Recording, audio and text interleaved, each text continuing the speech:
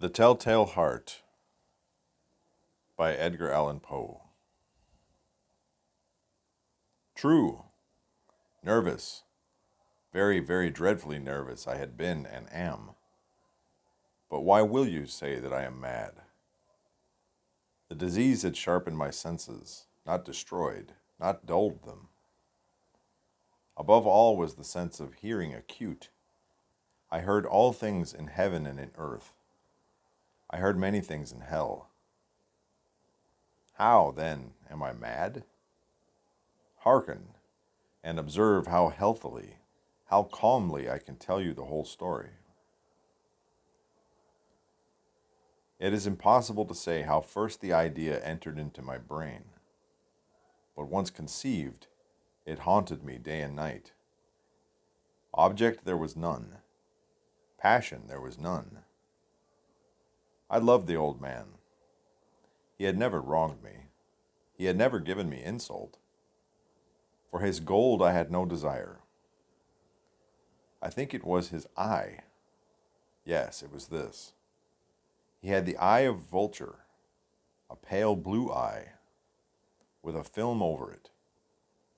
Whenever it fell upon me, my blood ran cold, and so by degrees, very gradually. I made up my mind to take the life of the old man and thus rid myself of the eye forever. Now this is the point. You fancy me mad. Madmen know nothing. But you should have seen me. You should have seen how wisely I proceeded, with what caution, with what foresight, with what dissimulation I went to work. I was never kinder to the old man than during the whole week before I killed him. And every night, about midnight, I turned the latch of his door and opened it. Oh, so gently. And then, when I had made an opening sufficient for my head, I put in a dark lantern and closed so that no light shone out, and then I thrust in my head. Oh, you would have laughed to see how cunningly I thrust it in. I moved it slowly, very, very slowly, so that I might not disturb the old man's sleep. It took me an hour to place my whole head within the opening so far that I could see him as he lay upon his bed. Ha!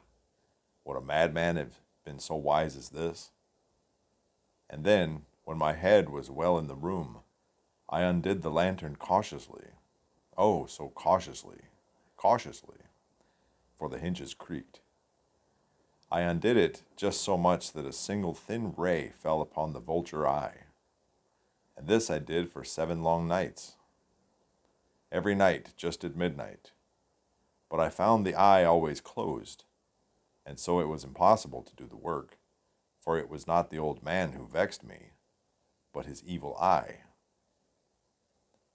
And every morning when the day broke, I went boldly into the chamber and spoke courageously to him, calling him by name in a hearty tone and inquiring how he has passed the night. So you see, he would have been a very profound old man indeed, to suspect that every night, just at 12, I looked in upon him while he slept.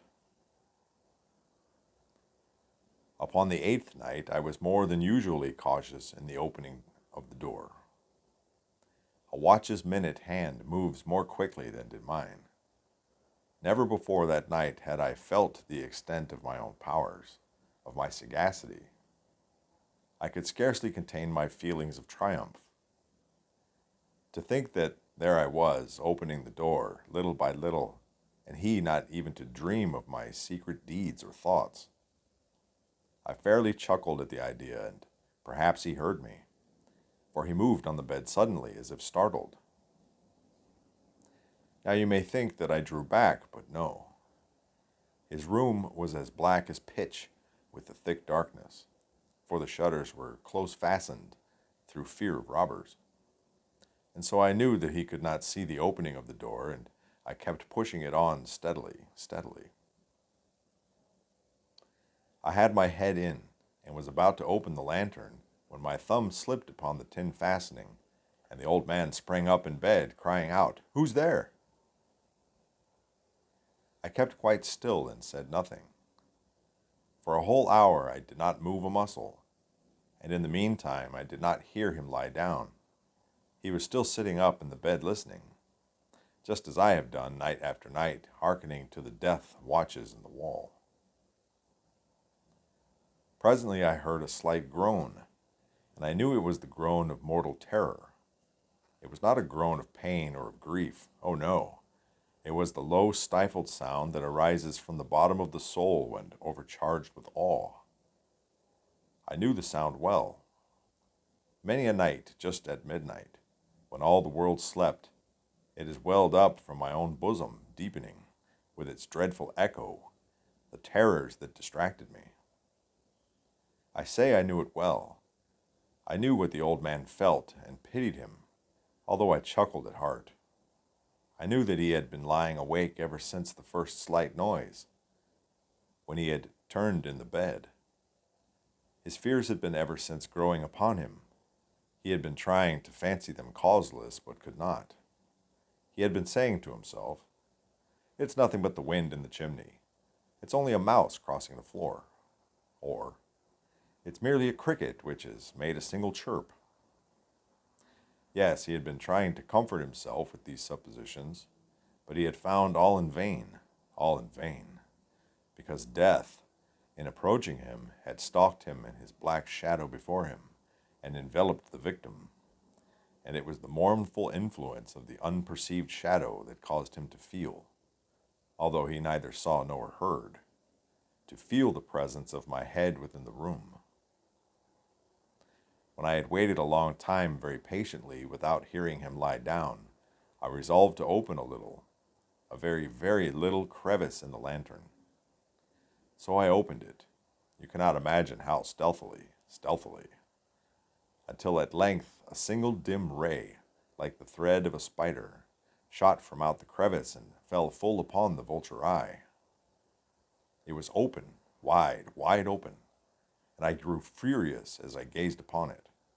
I saw it with perfect distinctness, all a dull blue, with a hideous veil over it that chilled the very marrow in my bones, but I could see nothing else of the old man's face or person, for I had directed the ray as if by instinct precisely upon the damned spot.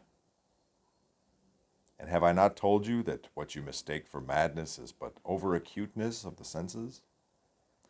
Now, I say, there came to my eyes and ears a low, dull, quick sound, such as a watch makes when enveloped in cotton. I knew that sound well, too. It was the beating of the old man's heart. It increased my fury, as the beating of a drum stimulates the soldier into courage. But even yet I refrained and kept still. I scarcely breathed. I held the lantern motionless. I tried how steadily I could maintain the ray upon the eye. Meantime, the hellish tattoo of the heart increased. It grew quicker and louder every instant. The old man's terror must have been extreme. It grew louder, I say, louder every moment. Do you mark me well? I have told you that I am nervous. So I am.